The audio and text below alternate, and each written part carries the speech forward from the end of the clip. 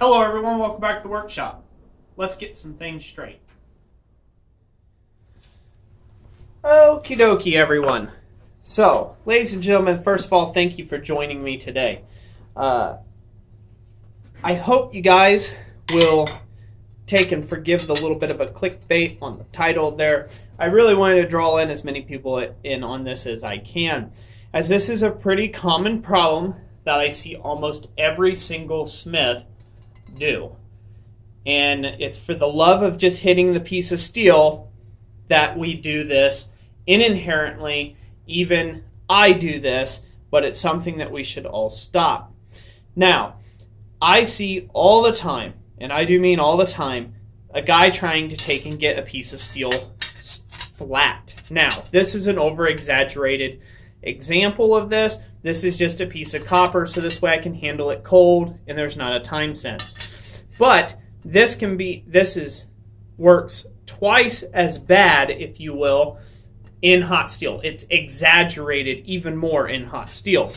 So I'm going to show you two ways of taking and getting something flat. So assuming that your anvil face is flat, if you don't, maybe you have a big flat square block that you take and clamp things to or try to get things flat.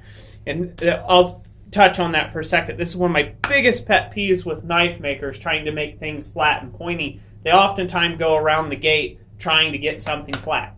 So I'm hoping this will be an encouragement to guys. This is something a little less talked about, a little less known about things taking and getting them flat. First off, you never flatten a piece of steel with it up like this. For this reason, as you hammer out this, you bend back here. See how that raised up off the table there? I don't know if you saw that or not, but that will take and bend up extra. You can say, oh, okay, well, I'll just iron that out. It's only going to bend it or contort it somewhere else down the line. You need to isolate the area that you need to bend. You do not put your bends where the peak of your mountaintop is down. You put your bend where the peak of your mountaintop is up, and then you hammer down to the anvil, just like so. Okay? So this is pretty self-explanatory. This kind of makes simple sense. Everybody would think that this would be common knowledge and such. And you see a lot of guys doing this. This isn't the problem. Sorry, there's a combine taking and harvesting beans here. So this here in of itself, most guys do this right. They'll hammer it and they'll take the bend out of it in this direction. There's a little bit of a twist in it. You just have to hammer on each side of that twist until it comes out. And you can take the twist right out of the piece by hammering on the mountains. So just like so, okay? So I got a little twist. So there's something that's reasonably flat.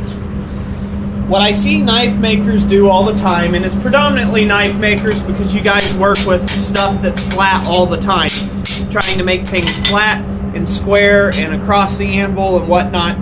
Okay? Two big problems. One, if your anvil surface area can't be helped, that it's narrow, say it's a railroad tracked anvil or this or that, do not try to flatten something that's long in this direction. Okay? Put it in the length of the anvil. Not the width, but the length of the anvil. That will help you get a long section flat and true. Okay? But the problem that I always see guys do is they come down and they start hammering on this thinking they're getting it flat. What is happening to that end? See that end come up there? See here, let me just hammer here. They think that they've gotten it flattened to the anvil, and looky there, what's happening? Do we see how that works? That's not getting it flat. Then what happens? Oh, it's bending. This is exaggerated, of course, but oh, it's not flat. So they flip it over, and they start hammering again. to get it flat, and what has happened? They put another bend in it. Why is this happening? The reason why this is happening is because you're still forging the material. You're squeezing the material so the surface material is moving, okay? And when it moves, the kinetic energy has to come out somewhere, and it comes out at your free end. So it starts to bend this end up. It's working like this as you hit it, okay? And as you push and move the material out from underneath the hammer, it's going to curve in the direction of the lighter mass, because that is the surface material that's moving the quickest, is with the hammer that has the less surface area of contact. I hope this makes sense. Okay, so hammering like this will never get your piece of steel flat. It will always be bent. Do not use a solid hammer to try to flatten something. Use something like a rawhide mallet, or I need to get a new one of these, a wooden mallet of some kind. Okay? What this is going to do is, instead of displacing the material, it's going to take the material flat to the anvil, and then it's going to stop. Okay? So you only take and hammer this enough till it makes that crack on the anvil. And once it's cracked on the anvil, you've got this piece nice and flush and flat. No problems. No worries. So, I'm not trying to come out very sarcastic with this. Sorry if it's kind of turning that way. This is like a little Roy rant here. I know a lot of guys honestly try their best every day to do a good job as possible that they can in the forge, and I got mass respect for that. But this is where learning your fundamentals of forging and understanding why something happens to the material can really help you out. It's not just heating and beating and slugging away mindlessly at material. You need to think about the cause and effect of what you're doing.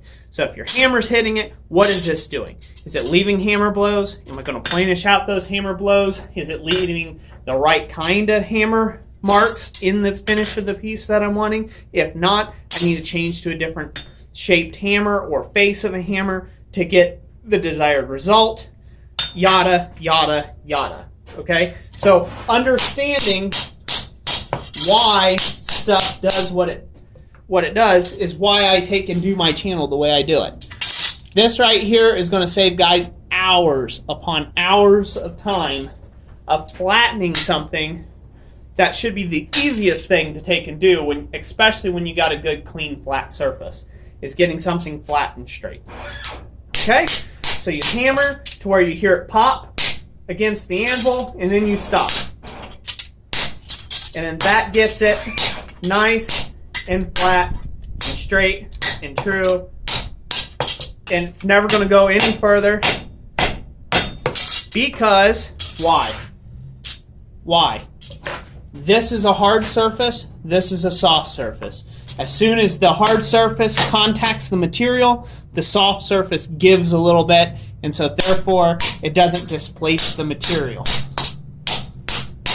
So it's just those real quick snappy blows, that gets it straightened up. And for you blade makers out there, that should be all that you have to do to take and get your pieces straight. Just like so. So I hope that's a handy tip for anybody. Thank you for listening to me yammer on and talk on about this. Let me know what you think in the comment section down below. How do you keep your stuff flat or get things straight that need to be straightened out in a efficient manner? Thank you all for watching this video. God bless you all. And like I always say, we'll catch you on the next one.